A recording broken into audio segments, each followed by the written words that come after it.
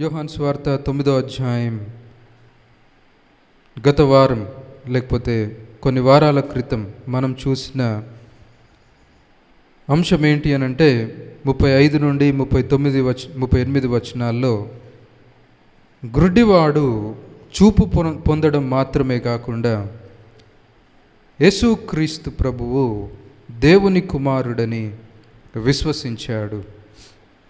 ఆత్మీయ చూపు కలిగింది, ఆత్మీయ నేత్రము తెరవబడింది.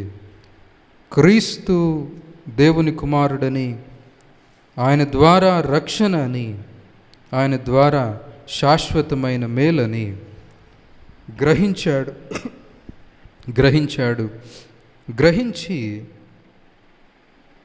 అక్కడే మ్రొక్కి యేసును స్తుతిస్తున్నాడు. 38వ వచనంలో చూస్తే, అంతటా వాడు ప్రభువా నేను విశ్వసించుచున్నాను అని చెప్పి ఆయనకు మ్రొక్కెను. మ్రొక్కడము అంటే ఆరాధించడం, మ్రొక్కడము అంటే ఆరాధించడం. హీ వర్షిప్డ్ హిమ్ అనే మాట అక్కడ ఉంటుంది. అది బహు ప్రత్యేకమైన మాట. ఎందుకు అనంటే యేసుని ఇంకా వీళ్ళు ఒక మనిషిలాగానే చూస్తున్నారు. ఒక మనిషిని మ్రొక్కడము, ఒక మనిషిని ఆరాధించడం అనేది వాళ్ళ కాలంలో లేనిది. ఈ గుడ్డివాడు ఈయన దేవుడని గ్రహించాడు, ఈయన దేవుని కుమారుడని గ్రహించాడు, ఈయన ఆరాధనకు యోగ్యుడని గ్రహించి అక్కడే మ్రొక్కి ఆయనను ఆరాధిస్తున్నాడు. ఇదిగో ఆ వ్యక్తి యొక్క జీవితాన్ని పరిశీలిస్తున్న మనమేం జ్ఞాపకం చేసుకోవాలి అంటే, అలా నేను ప్రభువును ఆరాధిస్తున్నానా, అలా నేను యేసుక్రీస్తును ఆరాధిస్తున్నానా? ప్రభువును ఆరాధించకపోవడానికి కలిగిన కారణం ఆ వారంలో మనం చూసాం. ఎంతమందికి జ్ఞాపకం ఉందో? ఎందుకంత గొప్పగా ప్రభువును ఆరాధించలేకపోతున్నామంటే, ఆ వ్యక్తి యొక్క శ్రమ అలాంటిది కదా. గ్రుడ్డితనంలో జీవించాడు, గ్రుడ్డివాడుగా బ్రతికాడు. గ్రుడ్డితనం పోయింది కాబట్టి పట్టలేక ప్రభువును ఆరాధిస్తున్నాడు, ప్రభువును స్తుతిస్తున్నాడు. ఇదిగో మన జీవితాల్లో అది కరువైంది అని చెప్పొచ్చు. మన జీవితాల్లో అది లేదు. దీని గురించి ఇంకా కొన్ని రోజులుగా నేను ఆలోచిస్తున్నాను. వాస్తవంగా చెప్పాలంటే కొన్ని సంవత్సరాలు అని చెప్పొచ్చు. ప్రస్తుత కాలంలో పూర్వపు దశను మర్చిపోయారు. పాపంలో నుండి నేను తీయబడ్డాను అన్న సంగతి మర్చిపోయారు. కాబట్టి ప్రభువుకు కృతజ్ఞతాస్తుతి అనేది చెల్లించలేకపోతున్నారు. ఆ అంశము మన జీవితాల్లో పోయింది. ఏ అంశము? నేను గ్రుడ్డివాడను అని గ్రహించే దానికి ఎక్కువ సమయం మనం ఇవ్వట్లేదు. మనం దేనికి ఎక్కువ సమయం ఇస్తున్నామంటే, నా పాపం క్షమించబడింది, యేసుక్రీస్తు నన్ను పాపం నుండి విడిపించాడు, ఇప్పుడు నేను నీతిమంతుడను, ఇప్పుడు నేను యథార్థవంతుడను, ఇప్పుడు నేను పరిశుద్ధుడను. ఇక్కడ మన దృష్టి, ఇక్కడ మన ఫోకస్ ఉంది. కానీ రక్షింపబడ్డావు, పాపాలు క్షమించబడ్డాయి, కానీ అదే సమయంలో మన పూర్వస్థితి కూడా మనము జ్ఞాపకం చేసుకోవాలి. ఇదిగో అది మనం జ్ఞాపకం చేసుకోవట్లేదు.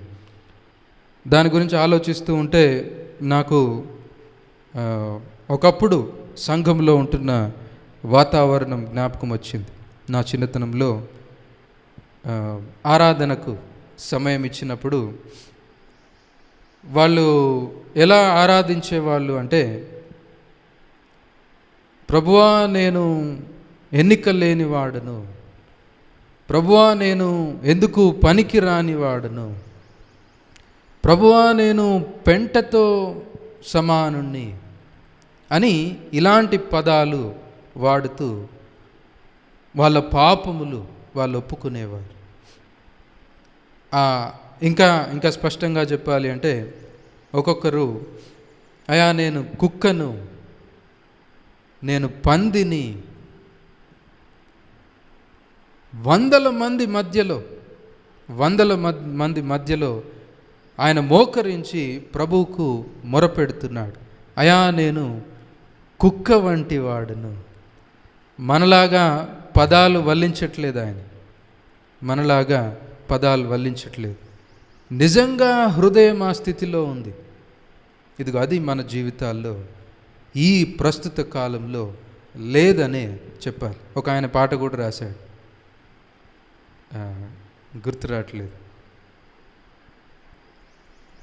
పంది వలె పొర్లీన నన్ను, కుక్క వలె తిరిగిన నన్ను, ప్రేమతో చేర్చుకొంటివి ప్రభువా నీకే స్తోత్రం. గుర్తుందా పాట? నీ రక్తమే నీ రక్తం, పంది వలె పొర్లీన నన్ను, కుక్క వలె తిరిగిన నన్ను. ఇదిగో ఆ 2 లైన్లు మన నోటికి రావు, మన జీవితంలో లేవు. నాకు తెలిసి ఆ పాటల పుస్తకంలో కూడా ఆ 2 లైన్లు లేవు అనుకుంటా, అవి తీసేసినట్టున్నాడు. ఇదిగో అది మన ఆత్మీయ జీవితంలో ఒక ప్రాముఖ్యమైన భాగమని మనం గ్రహించాలి. ఏది? నేను పాపిని ప్రభువా, నేను పాపిని ప్రభువా. దానియేలు యొక్క ప్రార్థన ఒకసారి మనం చూద్దాం. దానియేలు గ్రంథం 9వ అధ్యాయం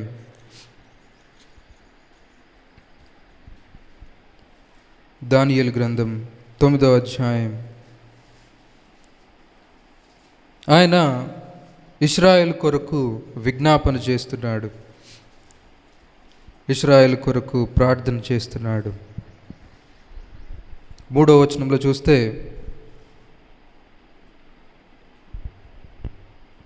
అంతటా నేను గోనెపట్ట కట్టుకొని ధూళి తలపైన వేసుకొని ఉపవాసం ఉండి ప్రార్థనా విజ్ఞాపనలు చేయుటకై ప్రభువగు దేవుని ఎదుట నా మనస్సు నిబ్బరం చేసుకొంటిని. ప్రార్థన చేయడానికి అక్కడ ఆయన సిద్ధపడ్డాడు. ఎలా సిద్ధపడ్డాడు? గోనెపట్ట కట్టుకొని ధూళి తలపైన వేసుకొని పశ్చాత్తాప్తుడై పాపమును బట్టి దేవుని ఎదుట తనను తాను తగ్గించుకుంటూ హృదయము విరిగిన స్థితిలో దేవునికి విజ్ఞాపన చేస్తున్నాడు. ఈ ప్రార్థన మనం గమనిస్తే 19వ వచనంకి ప్రార్థన అయిపోద్ది.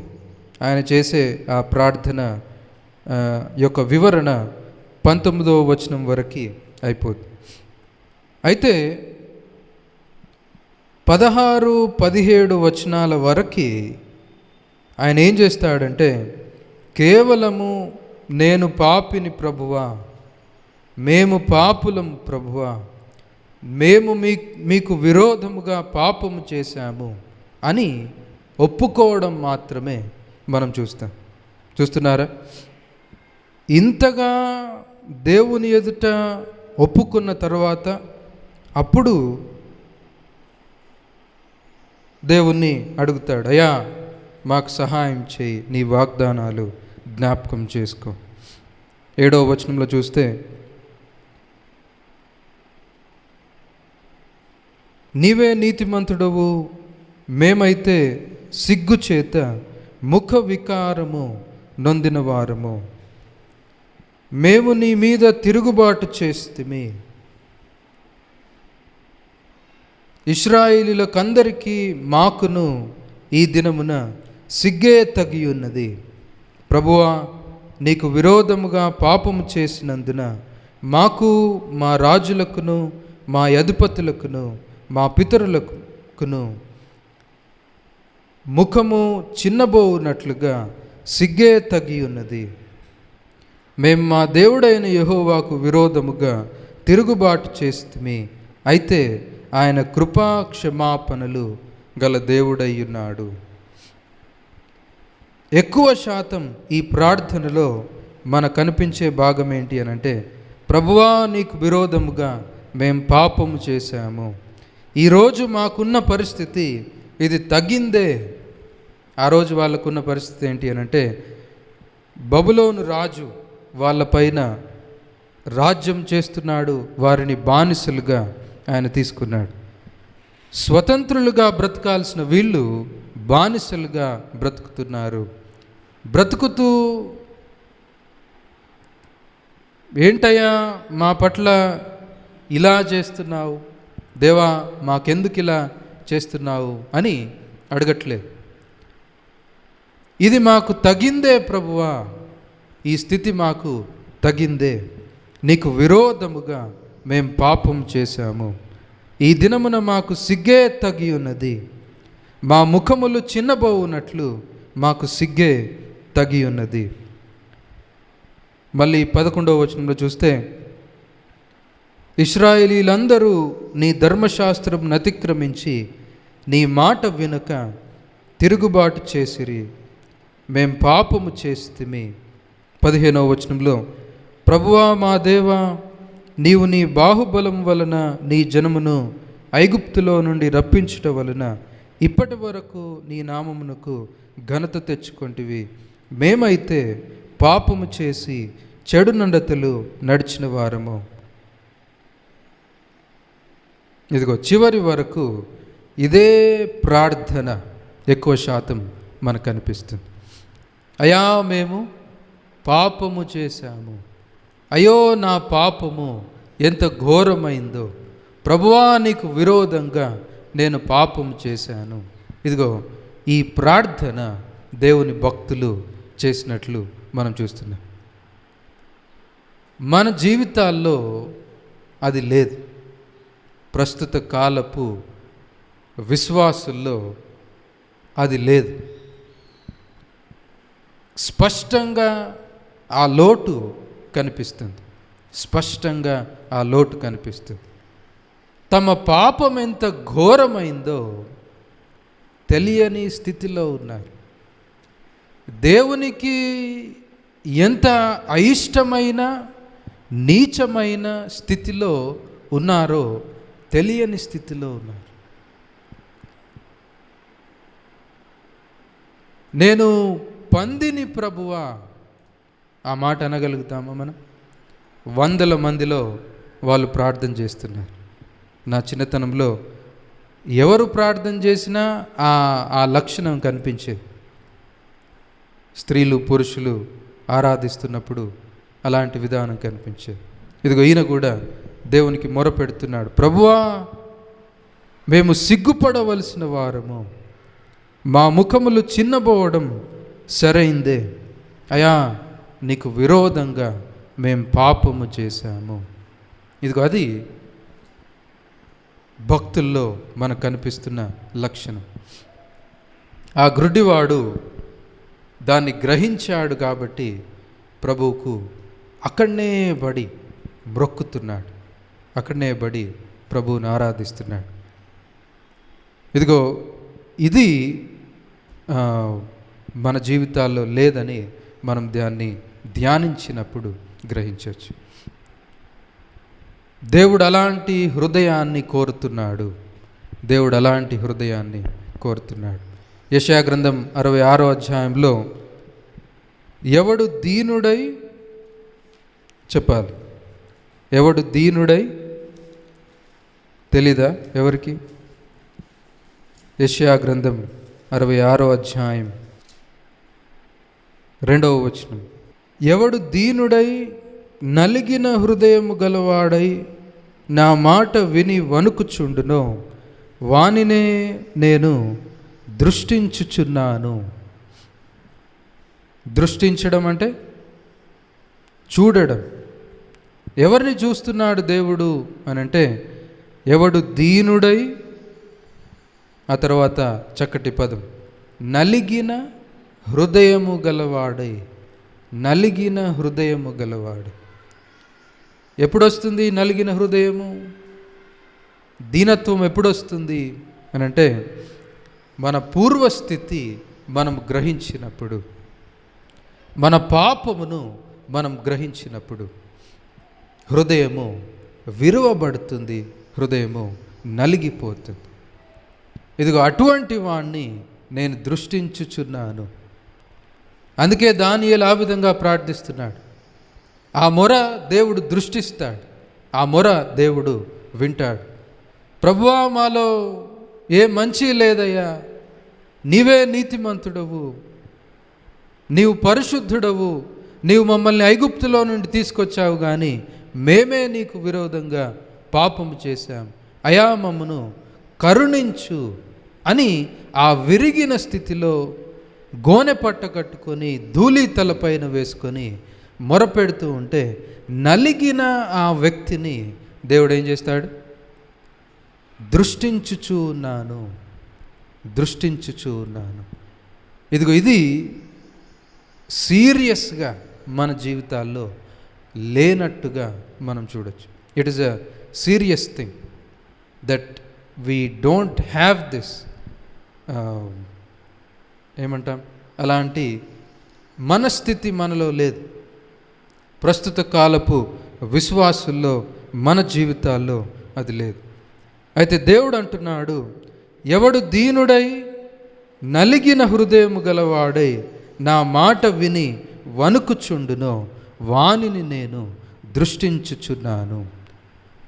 నీ పాపమును బట్టి విరిగిన స్థితిలో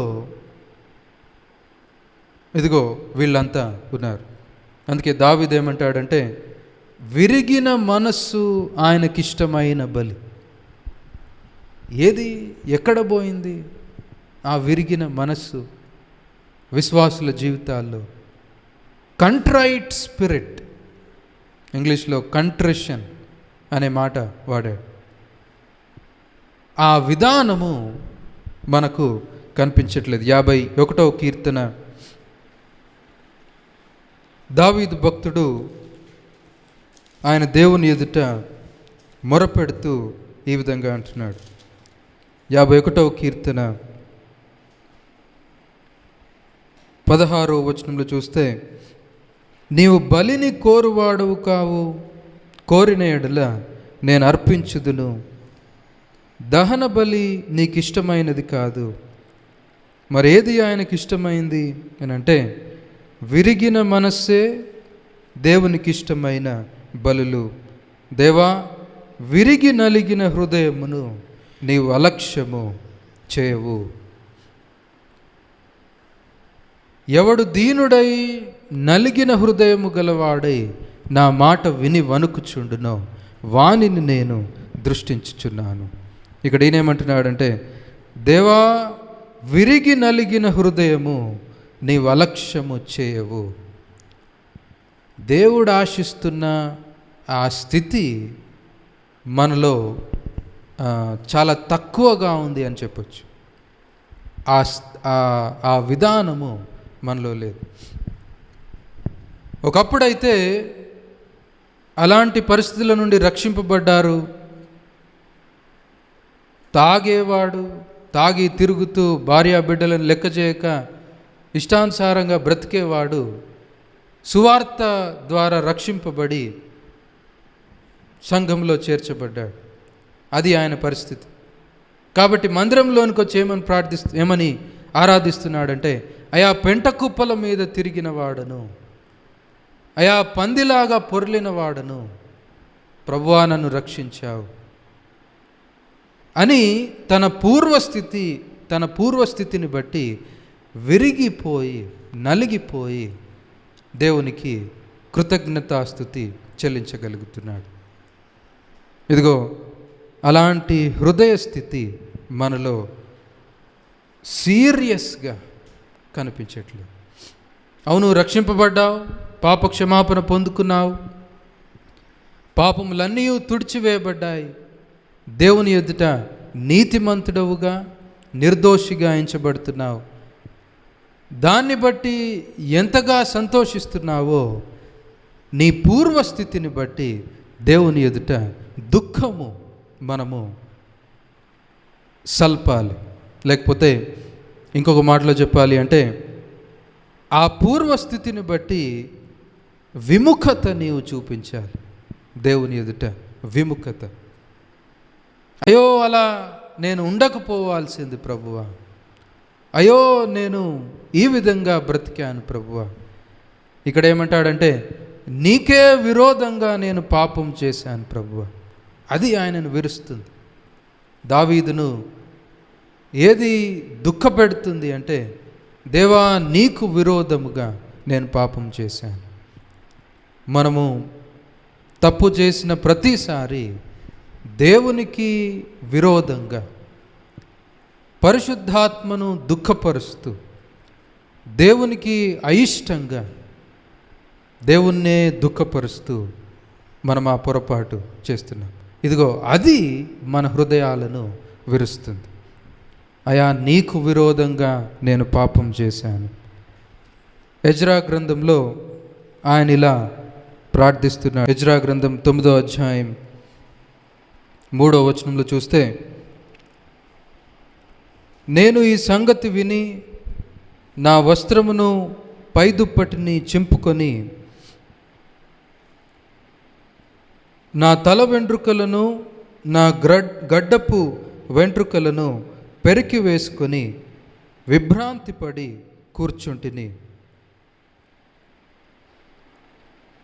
5వ వచనంలో చూస్తే, సాయంత్రపు అర్పణ వేళను శ్రమ తీరగా నేను లేచి నా వస్త్రమును పైదుప్పటిని చింపుకొని మోకాళ్ళ మీద పడి నా దేవుడైన యెహోవా తట్టు చేతులెత్తి, నా దేవా నా దేవా, నా ముఖము నీ వైపు ఎత్తుకొనుటకు సిగ్గుపడి కిన్నుడనయ్యున్నాను. మా దోషములు మా తలలకు పైగా హెచ్చియున్నవి. మా అపరాధము ఆకాశమంత ఎత్తుగా పెరిగి ఉన్నది.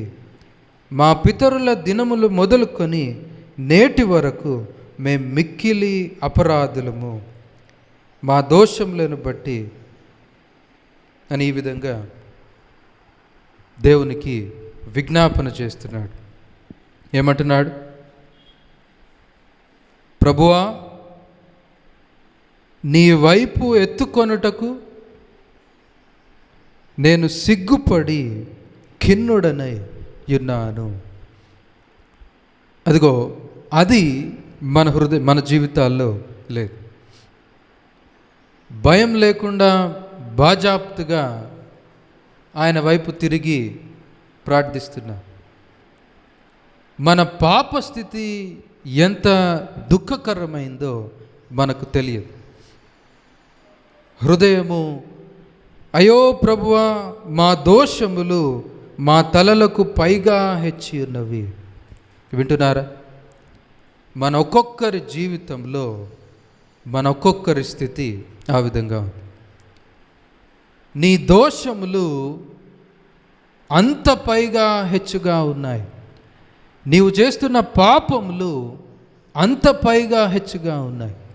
దీని చేత నీ హృదయం విరగాల్సింది పోయి పాపము చేశానని తెలియక నీ మాట గర్వంగా ఉంది, దేవునికి ఆరాధన లేదు, ఇతరుల పట్ల తగ్గింపు తత్వం లేదు, మళ్ళీ పాపం చేయడానికి వెళ్తున్నావు. చూస్తున్నారా?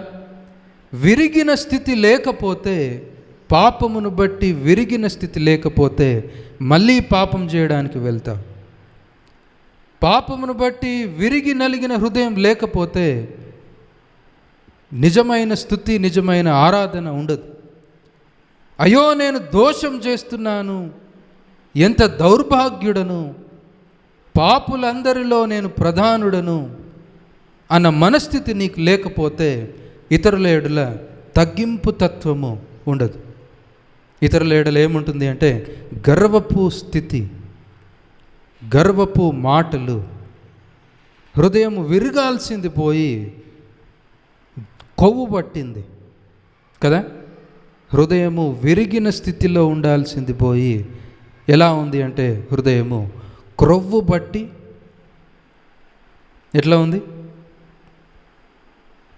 గర్వంగా, దేవునికి ఆరాధన లేదు, మనుషుల పట్ల తగ్గింపు స్వభావము లేదు. ఏంటి కారణము అని అంటే ఇదిగో ఇదొకటి మన జీవితాల్లో సీరియస్గా తగ్గిపోయింది. అలాంటి వైఖరి మన జీవితాల్లో కనిపించట్లేదు. ఎజ్రా భక్తుడు ఆ విధంగా ఒప్పుకుంటూ దేవుని ఎదుట మొరపెడుతున్నాడు. సిగ్గుపడి కిన్నుడనై ఉన్నాను ప్రభువా, మా దోషములు ఆకాశమంత ఎత్తుగా ఉన్నవి. ఈయన ప్రార్థన కూడా చూస్తే చివరి వరకు ఇదే విధానం కనిపిస్తుంది. ఎజ్రా గ్రంథం 9వ అధ్యాయం 15వ వచనం వరకు ప్రార్థన ఉంటే ఎక్కువ భాగం దేనికి పెట్టాడు అని అంటే ఒప్పుకోవడానికే పెట్టాడు. వింటున్నారా? వాళ్ళ ప్రార్థన గమనిస్తే అది మనకు కనిపిస్తుంది. ఎప్పుడైనా చూసారా? పాత నిబంధనలో భక్తుల ప్రార్థనలు ఎప్పుడైనా గమనించారా? లేదు. అంత టైం మనకెక్కడిది? మనకు ప్రార్థన వచ్చు, వాక్యం తెలుసు, ఇంకా అని తెలుసు మనకి. భక్తుల ప్రార్థనలు ఒకసారి గమనిస్తే వాళ్ళు ఏ విధంగా ప్రార్థించారో మనం చూడగలుగుతాం. పొట్ట పొడిస్తే అక్షరం ముక్క రాదు, కానీ మాటలు మాత్రం పెద్ద పెద్దగా మాట్లాడతాం. సంఘంలో కూర్చునే విధానం వేరే విధంగా ఉంటుంది. ఇలాంటి వైఖరి మనలో లేదు, ఇలాంటి బోధ కూడా మనలో లేదు. దేవుని భక్తుల ప్రార్థనలు మనం చూస్తే స్పష్టంగా ఆ విధానము మనకు కనిపిస్తుంది. ఎక్కువ భాగము దేవుని సముఖంలో విజ్ఞాపన చేస్తూ ఒప్పుకుంటూ సిగ్గుపడి ఉన్నాను ప్రభువా అని మొరపెడుతూ దేవుని ఎదుట ప్రార్థించారు, దేవుని ఎదుట విజ్ఞాపన చేశారు. దేవుడు వారి మొరలను ఆలకించాడు. ఎందుకు అనంటే, ఎవడు దీనుడై నలిగిన హృదయము గలవాడై నా మాట విని వణుకుచుండునో వానిని నేను దృష్టించుచున్నాను. ఇదిగో ఆ నలిగిన హృదయము మనలో కనిపించట్లేదు. యేసుక్రీస్తు ప్రభు ఒక ఉదాహరణ ఇచ్చాడు. లూకాసు వార్త 18వ అధ్యాయం సుంకరి, ఆ తరువాత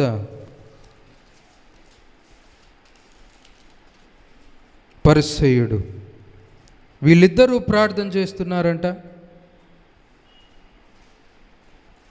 ఇద్దరు మొరపెడుతున్నారు. పరిసయ్యుడు ఏం చేస్తున్నాడంటే, నేను చాలా బాగున్నానయ్యా, నాకు తినడానికి ఆహారం ఇచ్చావు, వారం చర్చికి వెళ్తున్నాను, నా పాపాలన్నీ క్షమించేశావు ప్రభువా, నెల దశంభాగం ఇస్తున్నాను, కానుకలన్నీ సకాలంలో ఇస్తున్నాను, ఇవన్నీ మేలులు నాకు చేస్తున్నావు కాబట్టి అయా నీకు కృతజ్ఞతాస్తుతులు చెల్లిస్తున్నాను అని పరిసయ్యుడు అంటున్నాడు. అయితే ఇంకొక వ్యక్తి ఉన్నాడు. 13వ వచనంలో చూస్తే, ఆ సుంకరి దూరముగా నిలుచుండి ఆకాశం వైపు కన్నులెత్తుటకైనను ధైర్యము చాలక రొమ్ము కొట్టుకొనుచు, దేవా పాపినైన నన్ను కరుణించుమని పలికెను. ఇదిగో అతని కంటే ఇతడు నీతిమంతుడుగా తీర్చబడి తన ఇంటికి వెళ్ళనని మీతో నిశ్చయముగా చెప్పుచున్నాను. ప్రభు చక్కటి ఉపమానము అక్కడిస్తున్నాడు. ఇదిగో వీళ్ళంతా ఇలా ప్రార్థిస్తున్నారు, ఈ గుంపంతా ఇలా ప్రార్థిస్తున్నారు. అందరి ముందు కనబడే విధంగా నిలబడి, దేవుడు నాకు ఎన్ని మేలులు చేశాడు, నేనెంత పరిశుద్ధుడినైతే దేవుడు అన్ని మేలులు నాకు చేస్తాడు, దేవా నా పరిశుద్ధత అంతా చూసి ఇన్ని మేలులు నాకు చేశావా ప్రభువా అని దేవుణ్ణి ప్రార్థిస్తూ ఉంటే, ఈ వ్యక్తి మాత్రము తన హృదయము విరిగిన స్థితిలో, అయా కన్నులెత్తుటకైనను యోగ్యత నాకు లేదు. ఉందా మన జీవితాల్లో అలాంటి హృదయము? నీ హృదయము విరిగిన స్థితిలో ఉందా? నీ హృదయము, అయా నేను ఖిన్నుడనై ఉన్నాను, నా ముఖము సిగ్గుతో ఉంది, నేను తలెత్తడానికి యోగ్యత నాకు లేదు. ఇదిగో ఈ లక్షణము మనలో పూర్తిగా పోయింది. ఏదో కొంతవరకు ఉంది అంతే. విశ్వాసి జీవితంలో అది ఒక భాగము. దేవుణ్ణి ఏ విధంగా అయితే ఆరాధిస్తున్నామో, దేవుణ్ణి ఏ విధంగా అయితే దేవుని వాక్యం పఠిస్తున్నామో, ప్రతి వారం వచ్చి బల్లలో ఏ విధంగా అయితే పాలు పొందుతున్నామో, ఇదిగో అదే విధంగా పాపము వైపు విముఖత చూపడం, పాపమును బట్టి దుఃఖపడడం, మన పూర్వస్థితిని బట్టి దేవుని ఎదుట ఒప్పుకోవడం, అది కూడా విశ్వాస జీవితంలో ఒక భాగం. వింటున్నారా? మళ్ళీ ఈరోజు ఆ అంశం ఎత్తడానికి గల కారణం అదే. అది ఇంకొక భాగము, అది మన జీవితాల్లో మనము కనపరచట్లేదు. అందుకే యేసుక్రీస్తు ప్రభు శిష్యులకు ప్రార్థన నేర్పించినప్పుడు మత్తయి సువార్త 6వ అధ్యాయంలో ఆయన శిష్యులకు ప్రార్థన నేర్పించినప్పుడు, పరలోకమందున్న మా తండ్రి, మీ నామం పరిశుద్ధపరచబడునుగాక, మీ రాజ్యం వచ్చునుగాక. వచ్చా అందరికీ? మీ చిత్తం పరలోకమందు నెరవేరినట్లు కొందరికి రాదా ఏంటి? నెరవేరినట్లు భూమి యందును నెరవేరునుగాక అని చక్కగా ఏదేది ప్రాముఖ్యమో ఆ అంశాలు పెట్టి వారికి నేర్పిస్తాడు. క్రిందికి వచ్చిన తర్వాత ఏమంటాడంటే, మా రుణస్థులను మేము క్షమించిన ప్రకారము మా రుణములను క్షమించుము. అది రోజూ చేయాల్సిన ప్రార్థన. అందుకే ఆహారంతో దాన్ని లింక్ పెట్టాడు. అనుదినం మాకు ఆహారం దయచేయమని. దానికి లింక్ పెడితే రోజు చేస్తారని. ఎందుకు? రోజు ఆకలి అయిద్ది కదా, రోజు తినాలి. రోజు అడుగుతావు ఆహారం కొరకు. ఇగో అదే విధంగా ఏమడగాలి? మా పాపములు క్షమించుము, మా పాపములు క్షమించుము. అయా ఇదిగో నీకే విరోధంగా నేను పాపము చేశాను ప్రభువా, నీ ఆజ్ఞలకు నేను లోబడట్లేదు. అయ్యో నా ప్రతి మాట నీకు ఇష్టంగా ఉంటే ఎంత బాగుండేది. నా ప్రతి కార్యము, నేను చేసిన ప్రతి పని నీ చిత్తానుసారంగా నీకు ఇష్టంగా ఉంటే ఎంత బాగుండేది. అయ్యో ప్రభువా, ఇదిగో ఇలాంటి పొరపాటు చేశాను, ఇదిగో ఇలాంటి మాట అన్నాను, ఇలాంటి పని నేను చేశాను ప్రభువా, నా పాపములు క్షమించుమని ఎప్పుడెప్పుడు చేయాలి? ప్రతి దినము మన పాపమును బట్టి విముఖతను, అయిష్టతను మనం చూపించాలి. పాపమును బట్టి మన హృదయము విరిగిన స్థితిలో ఉండాలి. దీనులముగా మనం అవ్వాలి. పాత నిబంధనలో దేవుని భక్తుల జీవితాల్లో అలాంటిది మనం చూసాం. యేసుక్రీస్తు ప్రభు యొక్క బోధలో అలాంటి వైఖరి మనకు కనిపిస్తుంది. ఇదిగో సుంకర్ ఇలా ప్రార్థన చేస్తున్నాడు, ఆ వ్యక్తి అంగీకరించబడతాడు. ప్రతి దినము క్షమించమని ఆయనను అడగండి. పౌలు అంటాడు, పాపులందరిలో నేను ప్రధానుడను. పాపులందరిలో నేను ప్రధానుడని. ఇదిగో అలాంటి విరిగిన స్థితి మనలో కనిపించట్లేదు. అందుకే ఈ గ్రుడ్డివానిలాగా మనం ప్రభువును ఆరాధించట్లేదు. వింటున్నారా? అక్కడే పడి మ్రొక్కాడు, అక్కడే పడి ప్రభువును ఆరాధించాడు. వీటన్నిటిని గురించి ఇలా ధ్యానిస్తున్నాను. అగస్టిన్ యొక్క జీవిత చరిత్ర అందరికీ తెలుసా? అగస్టిన్ ఆఫ్ హిప్పో అని ఆయన అంటారు. ఆయన యొక్క జీవితంలో కొన్ని విషయాలు ఒక ఆయన రాశాడు. అది అనుకోకుండా ఒక చిన్న భాగం నాకు దొరికింది. ఆయన అనేవాడంట, ఆయనతో ఉన్న వాళ్ళందరితో అనేవాడంట, ఇదిగో బాప్తీసం పొందిన ప్రతి వ్యక్తి తన పాపముల నిమిత్తము సంపూర్ణమైన దుఃఖము సల్పకుండా ఈ దేహాన్ని విడిచి వెళ్ళొద్దు అని అనేవాడంట. వింటున్నారా? గొప్ప దైవజనుడు. ఈరోజు నీవు రక్షింపబడ్డావంటే ఆయన యొక్క పాత్ర ఉంది.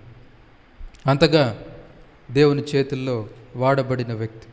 ఆయన ఏమంటున్నాడంటే, బాప్తీసం పొందిన ప్రతి వ్యక్తి తన పాపముల నిమిత్తము సంపూర్ణమైన దుఃఖము సల్పకుండా ఈ దేహము నుండి విడిచి వెళ్ళకూడదు అని అనేవాడట.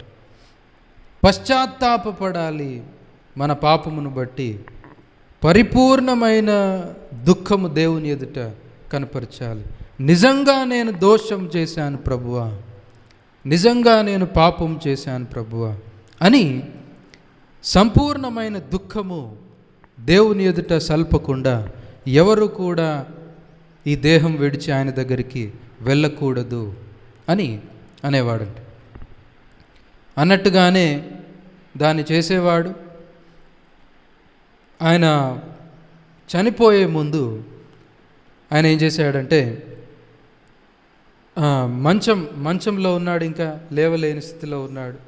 మంచంలో ఉండి గోడల మీద అంతా కీర్తనలు రాసి పెట్టుకున్నాడంట. ఎలాంటి కీర్తనలు అంటే విజ్ఞాపన కీర్తనలు. కీర్తనల్లో ఎక్కువ మనకు అది కనిపిస్తుంది. నీకే విరోధంగా నేను పాపం చేశాను ప్రభువా, నా దోషములు లెక్కింపజాలనివి ప్రభువా అనే కీర్తనలు అన్నీ గోడల మీద పెట్టుకున్నాడంట. పెట్టుకొని అక్కడున్న వాళ్ళందరికీ చెప్పిండట, ఎవరు ఈ గదిలోనికి రాకూడదు, ఆహారం కొరకు ఆహారం తీసుకోేటప్పుడు రావాలంతే, ఇంకెప్పుడు రావద్దు, నన్ను ఒక్కడిని ఇక్కడ ఉంచండి అని చెప్పి అక్కడున్న కీర్తనలన్నీ చదువుతూ, ఒక్కొక్క కీర్తనను చదువుతూ మొరపెడుతూ విజ్ఞాపన చేసేవాడు. అయ్యో ప్రభువా, నీకు విరోధంగా నేను పాపం చేశాను, పాపమును బట్టి నేను దుఃఖపడుతున్నాను, నేను నలిగిపోయాను ప్రభువా, నీకు విరోధంగా నేను పాపం చేశాను. వాళ్ళు బయట నుండి వినేవాళ్ళంట. ఒక్కొక్కసారి గొల్లుమని శబ్దాలు వినిపించాయి. ఓ ప్రభువా అని తన పాపమును బట్టి ఒప్పుకునేవాడు, తన పాపమును బట్టి కన్నీరు కార్చేవాడు. ఎందుకు ఆ విషయం జ్ఞాపకం చేస్తున్నానంటే, దేవుని సంఘములో అలాంటి స్థితి ఉంది.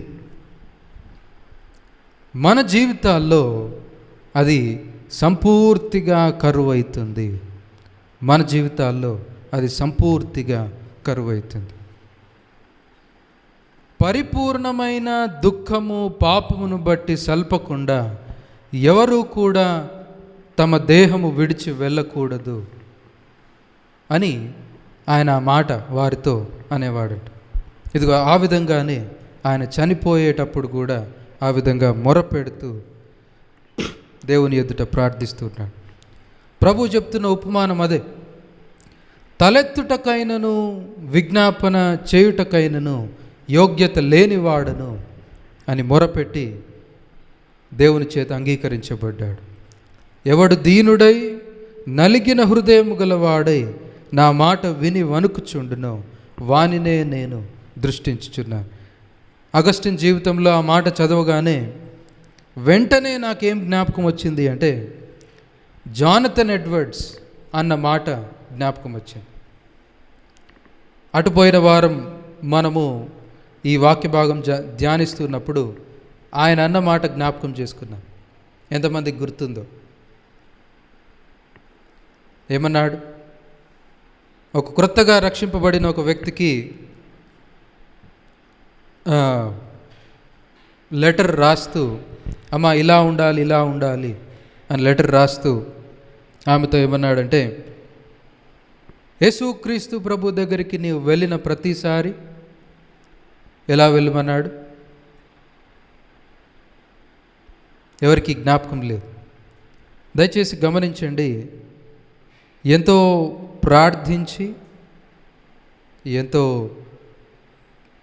భయంతో వీటిలో ఉన్నవి గ్రహించాలి అని చెప్పి ధ్యానిస్తూ వాటిని మీ ముందు ఉంచుతున్నాను. కనుక లైట్గా వాటిని తీసుకోకూడదు.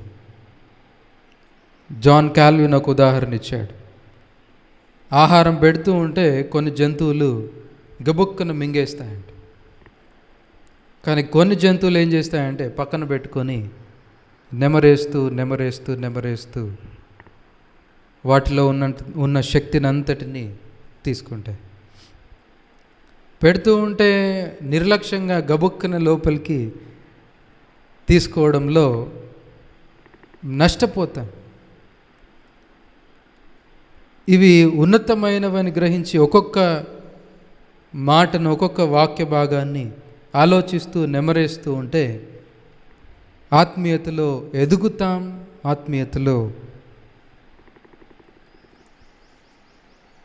ఫలభరితంగా మనము ఉండగలుగుతాం. ఆయన ఆమెతో ఏమంటున్నాడంటే, ప్రభువు దగ్గరికి నీవు వెళ్ళిన ప్రతిసారి ఈ స్త్రీలాగా నీవు వెళ్ళాలి. వ్యభిచారంలో పట్టబడిన ఆ స్త్రీ కన్నీళ్లు కారుస్తూ ఆయన పాదములను ఆమె తడిపింది. పాదముల దగ్గర కూర్చొని విరిగిన హృదయం వలె ఆమె తీసుకొచ్చిన అత్తరు బుడ్డిని విరిచి ఆయన పాదములను ఆమె తడుపుతుంది. ఇదిగో ఆయన కూడా అదే మాట, అదే ముఖ్యమైన అంశాన్ని జ్ఞాపకం చేస్తున్నాడు. ఇలా మనం ప్రభువు దగ్గరికి వెళ్ళాలి, ఇలా మనం ప్రభువు దగ్గరికి వెళ్ళాలి.